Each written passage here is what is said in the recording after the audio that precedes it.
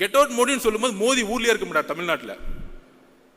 ஆனா மோடி வரும்பொழுது அப்பாவும் பையனும் போயிட்டு வெள்ளை கொடையை பிடிச்சிட்டு இருப்பாங்க அப்படி ஏர்போர்ட்ல. நான் சத்தியமா பார்த்தது இல்லை. மழை பெஞ்சா நம்ம கருப்பு கலர்ல தான் கொடையை பிடிச்சிருப்போம். ஸோ அந்த அளவிற்கு பிஜேபியோட மறைமுகமாக இப்ப அதிமுக போய் சேர்ந்தாங்க, விமர்சனம் வருது, மக்கள் முன்னாடி நிக்கிறாங்க, மக்கள் ஏத்துக்கல, அதனால அதிமுக தோல்வி வருது, பிஜேபினால தோல்வி வருது. ஏன்னா முதல் நாளே முஸ்லீம் கிறிஸ்டியன்ஸ் நம்ம தலித் தோழர்களுடைய ஓட்டு 18% இழந்துருவாங்க பிஜேபி கூட யார் சேர்ந்தாலும். இது எல்லோருக்கும் தெரிந்த அரசியல்.